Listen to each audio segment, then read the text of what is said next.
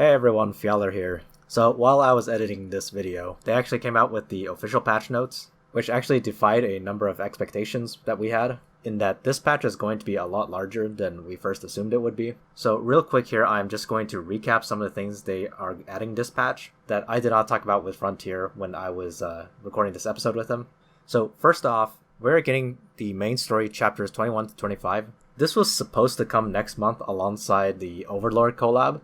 Assuming we are getting the Overlord collab on time, of course. What that means is with this patch, we will be able to have access to 6-star Oliver, and we will be able to obtain Melania already. The TLDR on Melania is that she can be very good in a PvE group, and she has one unique skill that can turn someone else into a tank, but her problem is twofold. First, her defense bond requires Illusio, and I think a lot of players just don't have her, even with the Destiny banner that just passed containing her. The other downside to Melania, I feel, is the fact that she comes so late into the game. If you were able to obtain her early in the game, she would have been excellent, but by the time you're reaching chapters like 20-something in the second part of the story, you probably already have a pretty well-established team. Nevertheless, she might be useful for a number of Glory and ELS Legend challenges, especially for future Forbidden Battleground challenges, so you can think about building her if you're having trouble with those two factions. We will also be getting a double Gate of Fate and extra Secret Realm daily events for a week. Not much to say here except that they are very welcome. They are adding the auto repeat function. This does precisely what it sounds like it does. The game will just automatically repeat a stage over and over when you turn this function on. There is a limit of using this only 20 times a day, so if you have a huge stockpile of burgers, it might take a little while to burn them all through the use of this auto repeat alone. Now this auto repeat function can be used for multiplayer, but depending on which iteration of this auto repeat function they put in, because this function has been patched like 2 or 3 times already on the Chinese server,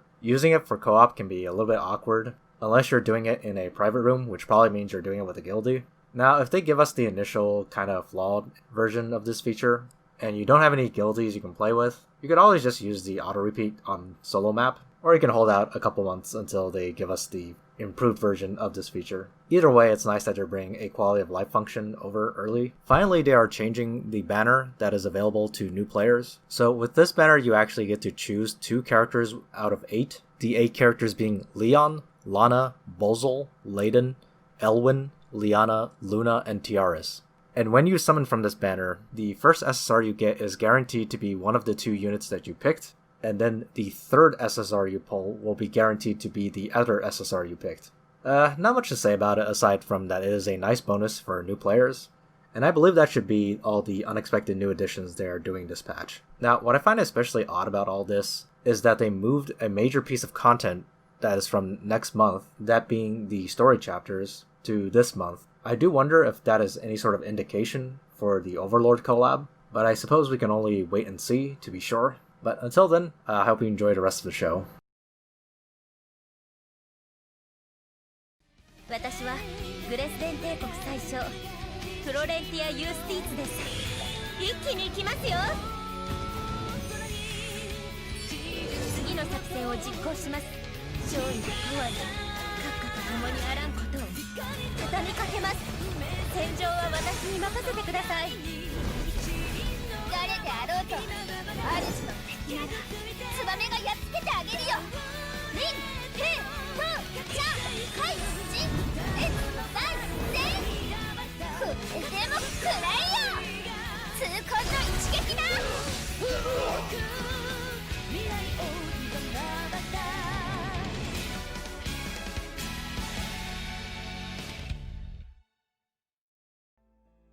Alright, welcome back everybody, and Frontier, I heard you got the sniffles a bit last week or something. Yes, it was awkward. You were doing all the freaking challenges. I'm like, I can't even do my story missions.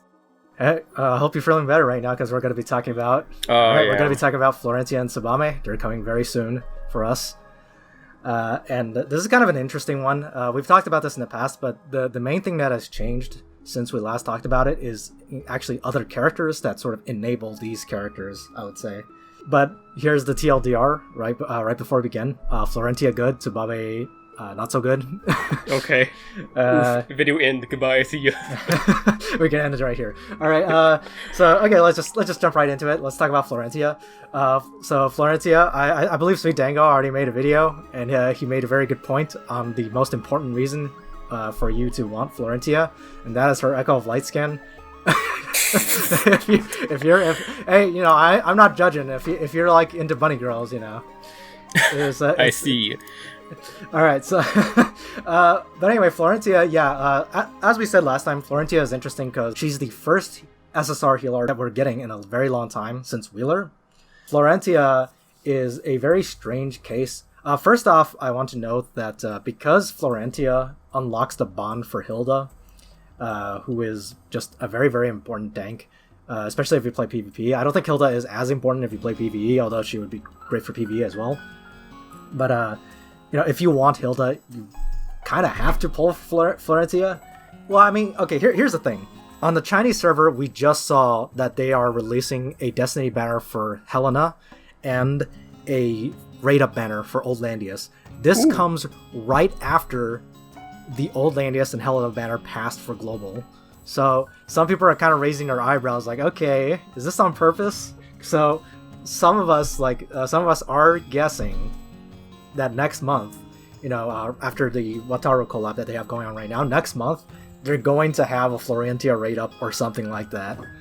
Just to make it so that global players are like, oh no, there's no Florentia banner coming up. I gotta pull for her. Huh. That's what I think is gonna happen. But we'll see. If we see a Florentia banner next month on the Chinese server, we'll know that they're doing this on purpose. Okay. But anyway, let's talk about Florentia herself. She's just a really good character anyway. So that's you know, you're not like wasting your crystals pulling on some useless character if you go for Florentia. So Florentia, like I said, is a healer, but she is a very aggressive healer, I would say, compared to some of the other healers we've had in the past. While unlike Wheeler, she does have the basic heal spell. When you take a close look at her kit, you realize that she's actually very limited in terms of AoE heals and debuff cleansing. A lot of her other skills are very aggressive oriented. So she has mass attack. She has some very unique buff skills that actually power up the soldiers of the units on your side. She has an Act Again spell, which I'll talk about a little bit in a second. And she actually also has, like, I think the highest intelligence of any character in the game.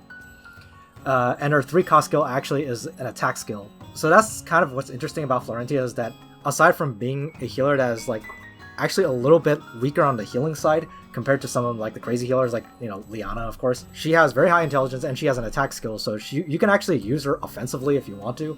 She's not going to be, like, doing crazy damage or anything, because even though she has really high intelligence, she has no intelligence boost in her talent, she has no damage boost in her talent. Her damage probably won't be any more impressive than someone like, say, Old Landius. It's not, like, a throwaway amount of damage. Like, you know, when you try to use, like, Holy Missile on Tiaras or something, it's usually pretty laughable. So if you are running an AoE team, and you're, like, aggressively rushing, you can have Florentia join in on the damage, and sometimes that can push you over what you needed to kill your opponent. Okay. But let's talk about Florentia's most breakout aspect, which is the fact that she can actually use 2 skills per turn. So she has a second set of skills that runs on its own kind of point counter.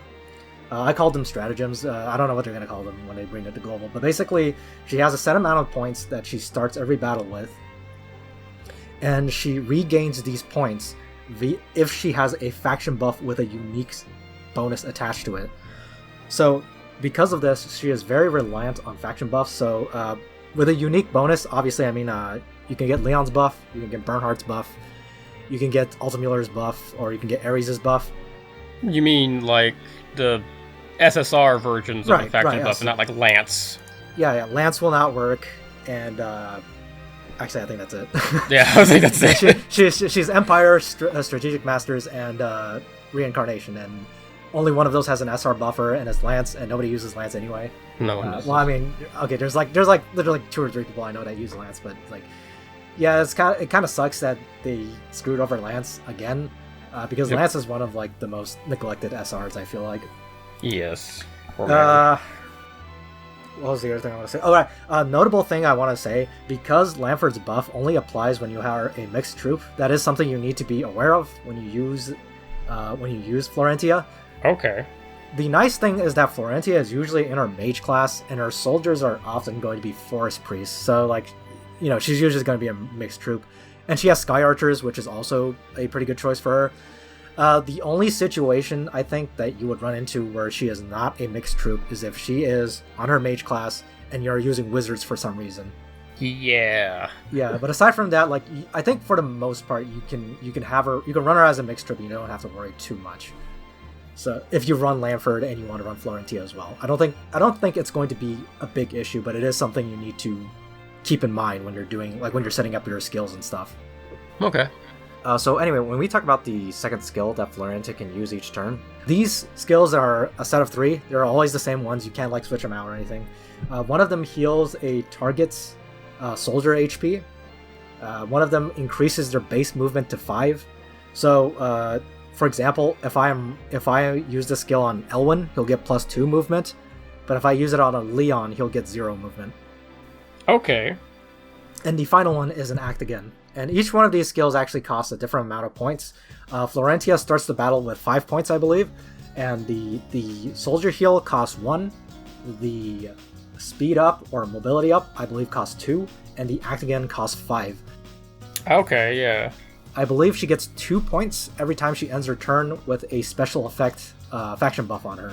Also worth noting, the fact that she can save up her points up to 10 points means that you can use Act Again with her twice in a row. Yeah, that's that is actually very powerful, but if you have looked at how Florentia is being used on the Chinese server, oftentimes, like, the Act Again isn't necessarily what they go for. The movement up is also a pretty huge boon. Especially if you have, like, obviously, short-legged characters with only 3 move or whatever. Yeah. Now, the movement boost from this skill is actually a generic movement boost. Okay. So it actually does not stack with Breeze. However, when it says base movement, it actually does not take into account boots of any kind. So, if you're running a Clock Bozal or a Clock Reen, like basically everybody, a Boots Bozal will have 6 move after getting this, and a Reen with Apex Boots will also have 6 move after getting this. 7 move if he's transformed. Basically, it's a free Breeze. The map is owned. Yeah, so she's pretty scared from that. But like I said, her big weakness is that she does not have a lot of dispels on her side. She does not have very powerful AoE heals. Like I said, aggressive healer. She is not going to be like Rosenciel, who we're going to get in about 2 months, where she kind of fits in every box. Florentia, I think, is a kind of a character that fits into specific boxes, at least for the moment. The big thing is that in the next couple months, of course, we're going to get Hilda. And Hilda is going to help Florentia tremendously for obvious reasons. Hilda, Tensei tank.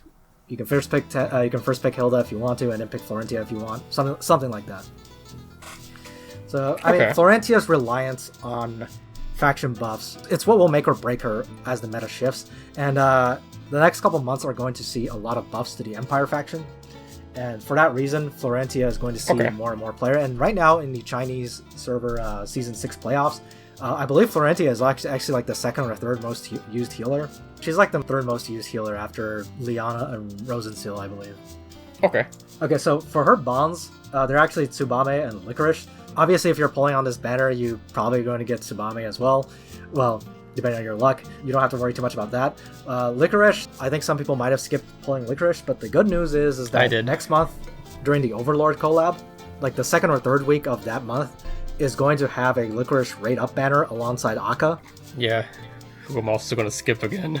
I think a lot of people might be pulling for that because Licorice, of course, is still a really good character, and Akka is kind of up and coming. We know that she's going to get her unique weapon very soon. Yeah, definitely. Like when she had her last, what was it? It was she had another raid up, and I just got her into the other character. So now on this one, it's like awkward.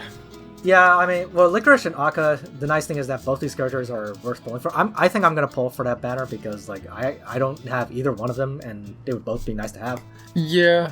Definitely when you consider like a lot of the other things coming out in the next couple months, it's gonna be hard to budget crystals if you're not a whale. So, everybody go, if you want, go take a look at the banner schedule created by Haas. His schedule is always great, and you're gonna need to plan out your pulls a little bit because there's gonna be a lot of big banners coming up in the next couple months.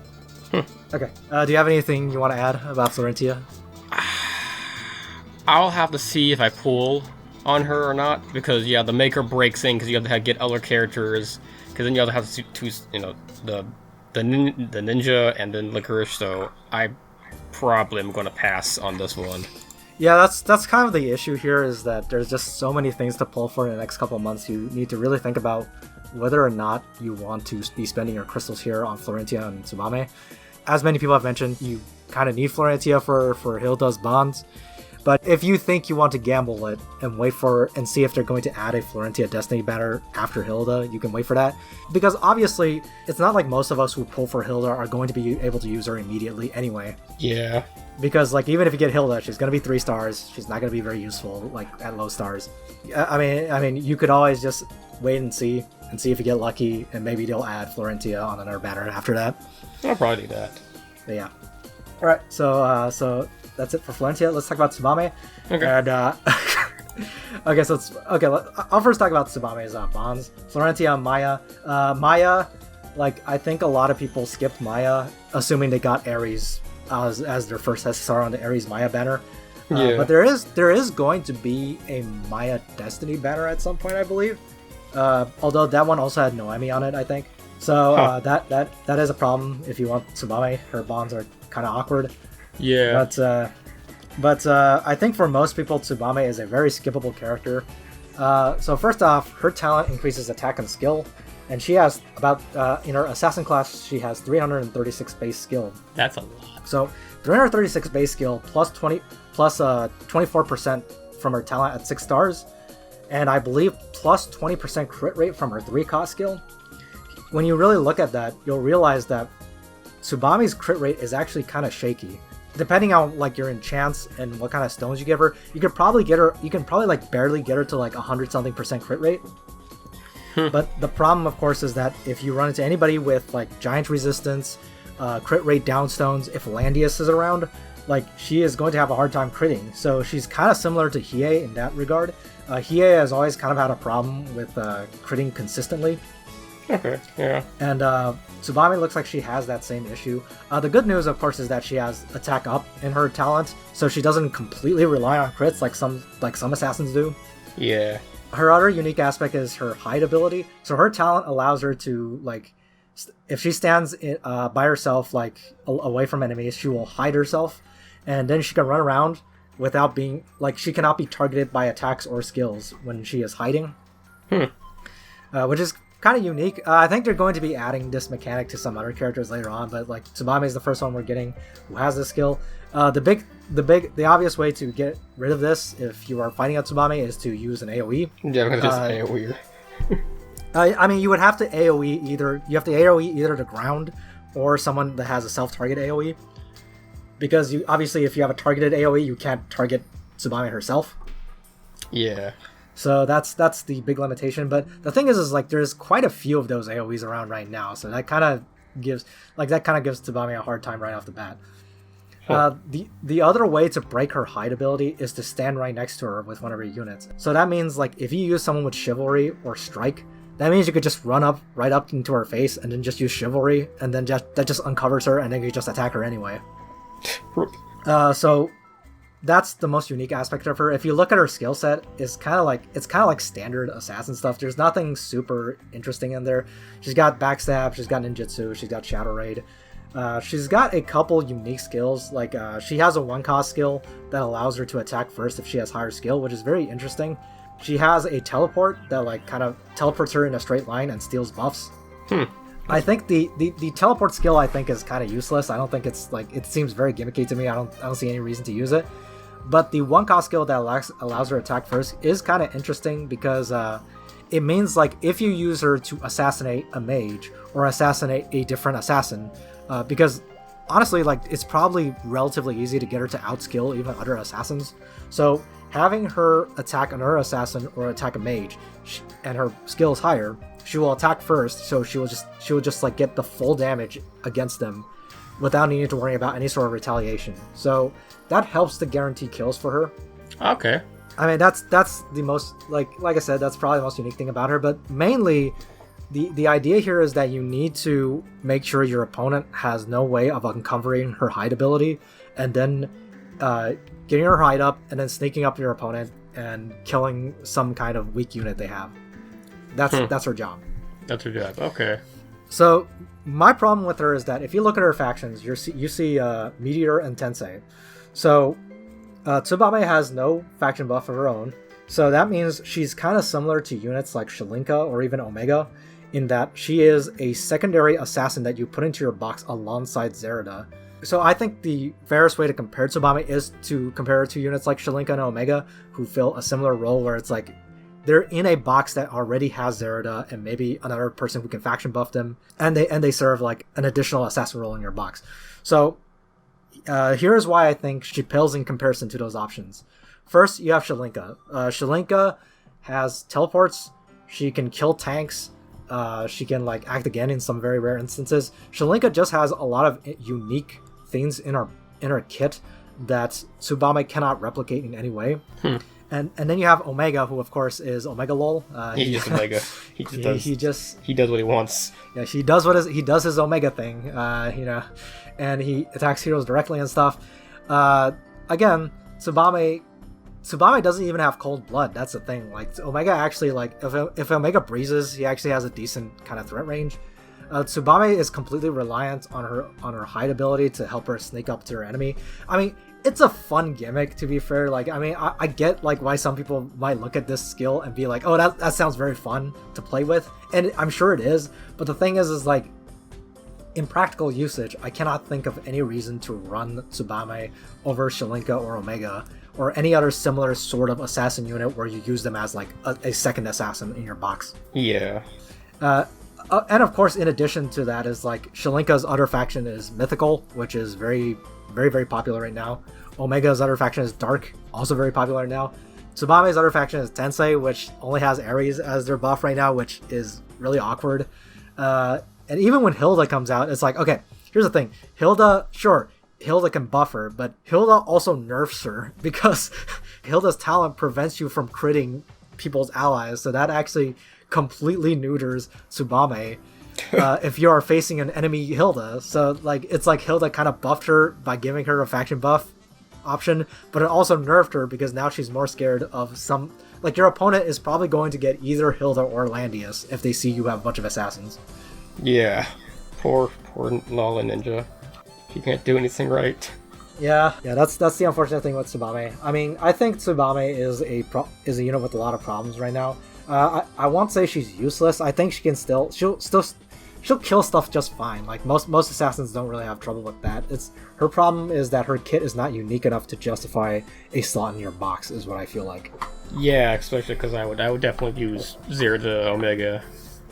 And yeah, I mean, like I said, like you can't really compare it to Zerida. Like Zerida is kind of like the queen of assassins because she has a faction buff. She's got Alhazard, Bloodthirster. She's gonna get her 3-cost skill soon. Yeah. So I mean, Zerida kind of the queen of assassins, and she buffs all the other assassins too. So like, she's like, even if you like other assassins, you sort of have to have Zerida in your box. Tsubame would be your second assassin, and right now the second assassin choices, the most popular one is probably Hiei. Shalinka is an occasional. You occasionally see Shalinka. You occasionally see Omega. Tsubame, I think, is even lower than that.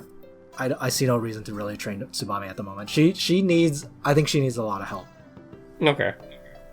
Hopefully, they will come up with a special equipment for her that like fixes a lot of her problems. Because, I mean, I don't even know what they could really do at this point. I'm like I can't think of anything really, but I guess we'll see.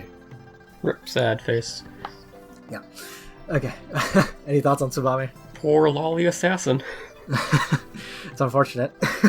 Let's talk about the 3-cost skills. So, Lanford, Alustriel, Deedlit are up for 3-cost skills. Or as we mentioned the last time we talked about this topic, Lusty is far and away the winner here. But let's start with Lanford. So, Lanford's 3-cost skill says that, first off, it adds an additional effect onto his talent aura that says mixed troops within his command range are immune to stat debuffs. I think this works pretty well with Lanford because Lanford has always been sort of a tank. He's like a tank push character. So being immune to like attack and defense down definitely helps along with that.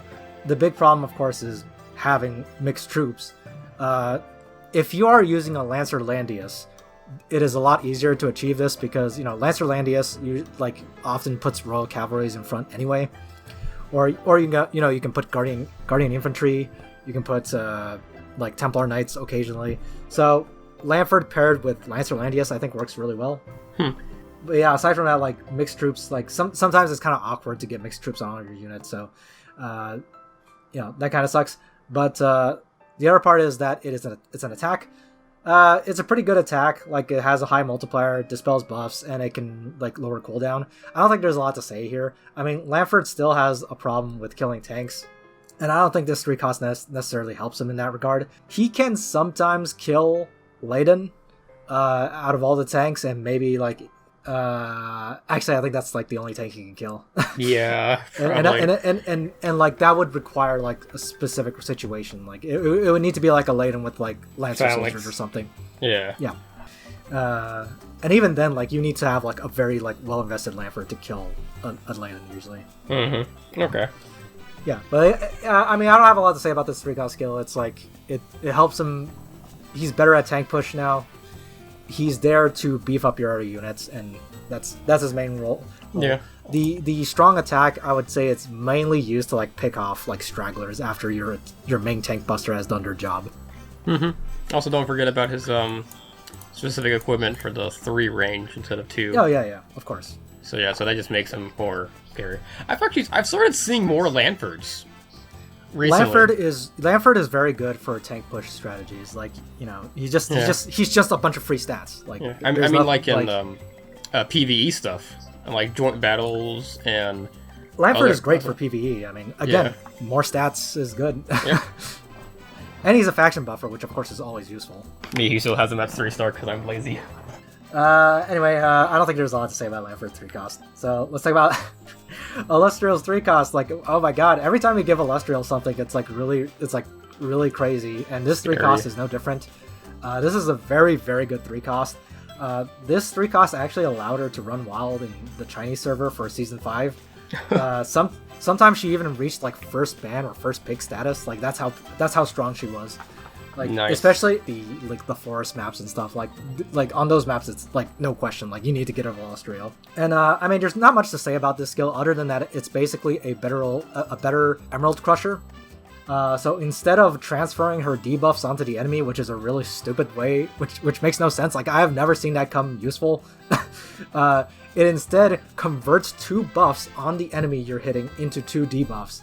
And it gives her plus 40, like, it gives her plus 20% damage for each debuff or each buff she removes this way, so she can get plus 40% damage dealt. Yeah, what is there to say here? Like, that's just kind of scary. Yeah, like, you can converting 2 buffs into debuffs. Like, you can take away their defense buff or something. You can take away Juggler's Water, and then you might even turn it into a defense down debuff, which is like, help me, and plus 40% damage dealt. Yeah, like, she is killing a lot of targets with this skill, and I think I even saw her, like, one-shotting some jugglers with this. I saw her one-shot a juggler as well. Yeah, it's like, I mean, it is, like, there is some luck involved, obviously. You need to take away his water, but damn, that's scary. Yes. Yeah, yeah, so beware of Lusty. If you've trained Lusty, you'll be very happy about this one. Mm-hmm. But, yeah. But otherwise, I think it's pretty straightforward. Okay, so finally we got a Deedlit's 3-cost skill. Deedlit's 3-cost skill is kind of a dud. It's not like a terrible skill or anything. When you look at it in a vacuum, it's actually quite good.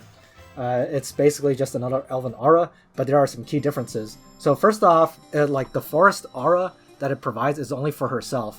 The way I see it is that this is clearly made to be used alongside Juggler, so that you do not put your own Juggler in forest when you are using Deedlit. Okay.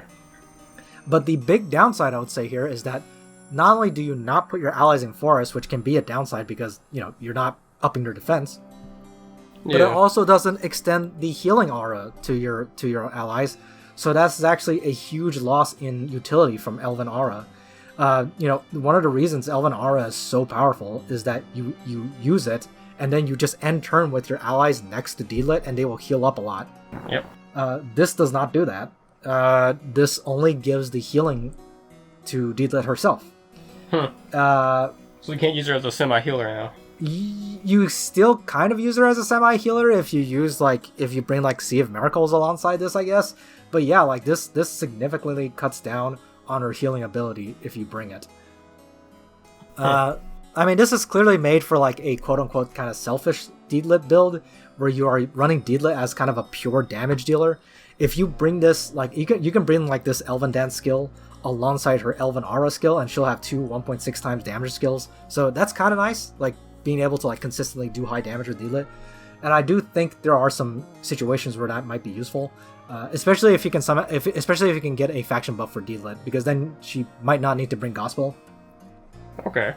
So yeah, this 3-cost skill is not terrible, but it is very niche in my opinion, especially when you consider the fact that Deedlit so often runs 3 2-cost skills to begin with. Like, needing to bring a 3-cost skill in the first place is kind of troublesome for her, because her 1-cost skills are kind of like unimpressive. Like sometimes you bring accelerated aid if you are rushing your opponent. Yeah. But aside from that, yeah, it's kind of eh.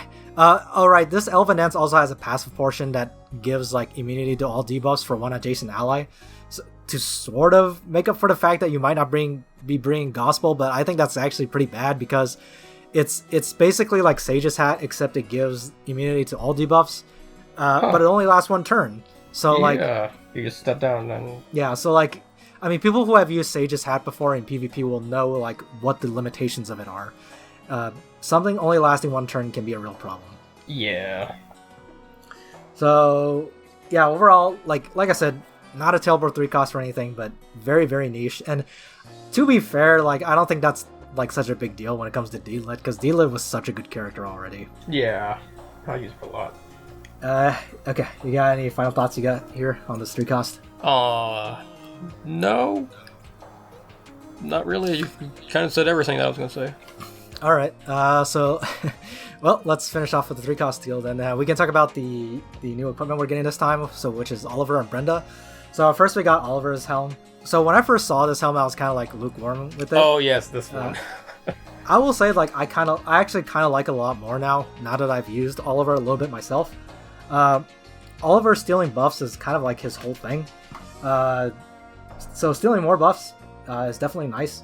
And the thing is like, because debuffs are going to get some, like, they're going to see less use in Season 6 because of Rosensteel. That's not to say they'll be gone completely, but you'll be seeing less use of them. And buff dispelling becomes very powerful, or becomes a lot more important, because there's no way to really prevent it.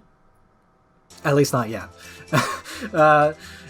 So like, units that can steal buffs or dispel buffs are pretty useful, and Oliver is one of those units. And Oliver is actually pretty good at killing stuff himself.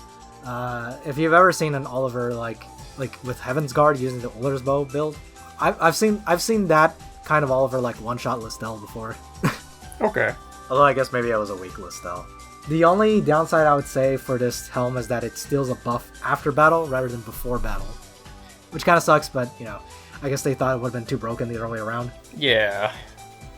But I mean, as far as like a freebie unit goes, like, this is pretty good. Like, I mean, I would say it's certainly better than Grenier's helm. Oh.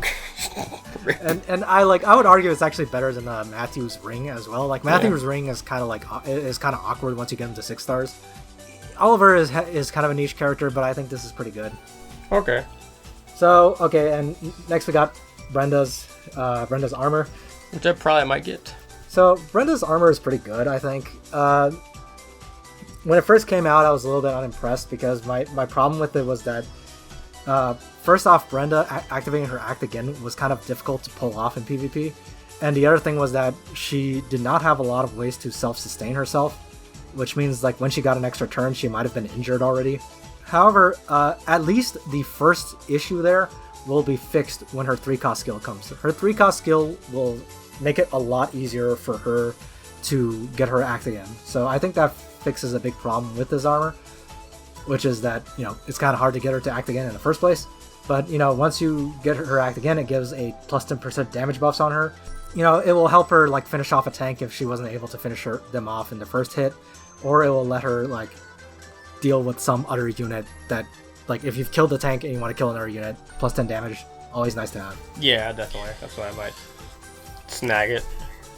Yeah, I think, I mean, Brenda is not a very commonly seen character, but I think she's quite good. And this armor is, at first I thought it was kind of lame, but I think it's still her best in slot. It's not like an amazing exclusive or anything, because they've been coming out with like kind of crazy exclusive the last couple months. But this one's okay. I mean, it's worth, if you use Brenda, it's worth getting. Okay, neat. Okay. Finally, I guess we can finish this up by talking about some of the content we're going to be seeing this month. So, first off, alongside the Florentia and Tsubame banner, we're going to be seeing the final Langrisser 4 Time Rift coming. The Year 2 story is getting close to a conclusion. Oh, okay. So this is kind of a prelude to that. We are seeing the final Langrisser 4 Time Rift. One question. In the final Time Rift thing, what items, because I haven't seen any of the stuff, what items could people get from it? As far as what you can get from sweeping the stages, it's mostly stuff that we already have access to. Like, there's like Bond Flowers and Awakening Hearts and stuff like that, but they're in different combinations than they were previously. So it just gives you alternate options for you to sweep for those items. Because sometimes with Time Rift, it's like, there's like 2 drops from a specific stage and then you only really need 1 of them. So having more stages that sort of recombine the drops can be sort of useful for that purpose, just to give you an alternative to sweep for. It's also, of course, extra stages in case like you need to rush build somebody and you won't be limited to just the 3 sweeps for a given stage. As far as the hidden chests and stuff, if I remember right, there's actually Vidar's Rose buried in one of the stages, so that might be very useful for some people. So finally we have like the roguelike mode, which I think some people have been waiting for. This mode got like a really positive reception on the Chinese server. Some people were just playing around with it, like they just kept playing it just to have fun, even after they were done getting all the rewards. I mean, your mileage may vary depending on how much you enjoy this kind of thing. So basically, I mean, I've made a video in the past already explaining what it's like, so you can go check it out if you want. I even have like an entire playthrough of me playing it on the Chinese server on the channel. Oh, you do? I do. I did not see that. Okay, yeah, it's really long. It's like it's really long. So okay. Like because like it's an entire playthrough of the whole mode, so it's pretty long. So I mean, but I do have like a like 10-minute video or so explaining like the basics of the mode if you just want to know what it's like. Cool. But I'll recount here what it's a little bit of what it's like. So basically, in the mode, you are given a randomized number of characters as you progress through the stages, and you are allowed to equip any skill you want onto them, but you have to get the skills to drop, basically. So you go from stage to stage, and the stages might drop a new character, it might drop a new skill, it might drop a new piece of equipment, or it might drop a new like passive skill, which is like kind of a separate thing in this mode. Okay. So like every character has like a bunch of skill slots, and you can equip the skills, you can equip passive skills, you can switch to class at any time you want. But it's interesting because like I like, for example, the run I did on this channel, I ended up with a Freya that had tranquility and heal. So it's like she was like a tank that could heal herself. That's cool. So you could do like fun, like weird builds in there. So I think that's why people found it fun, is that you can experiment with all kinds of weird things in there. Yeah, okay, then I might want to try it out, or at least give my friend who likes roguelites a try. Yeah, I mean it's I mean, even if you don't, I think even for people who don't like it, you're like quote unquote have to play it if you have FOMO, because like it does give rewards. But I don't like, as far as I could tell, like the difficulty was not scaled too high. Some of the layer stages have something that's similar to Time Laws in the Timeless Trial. Ooh. So those got kind of ridiculous. But the nice thing is that there is a button in the mode where it says like, I want to rewind like back like a number of stages. And like so what that allows you to do is maybe like go back and like fix your team if you built your team incorrectly. Okay, that's nice. So yeah, there's stuff like that. So I think it's pretty forgiving for the most part. If you're having trouble, you can like ask your friends for ask your guildies for help or something on how to plan out beating the mode and stuff. Yeah. Do you have anything you want to say, Frontier? No, just gonna look forward to a couple new 3-cots, and we'll see if I pull for Tsubame and Florentia. Yeah, I think this patch is kind of a prelude to the Overlord collab, which I think many people are excited for.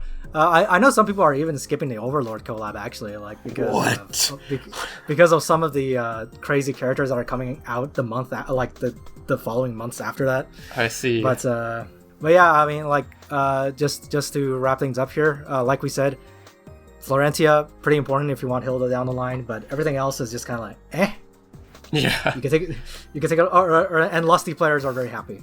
Oh yeah. That's the takeaway from this patch. But I'm just gonna look forward to what comes next. All right. Well, I think that's all we got for you guys today. We'll see you guys next time. Yep. See you guys next time.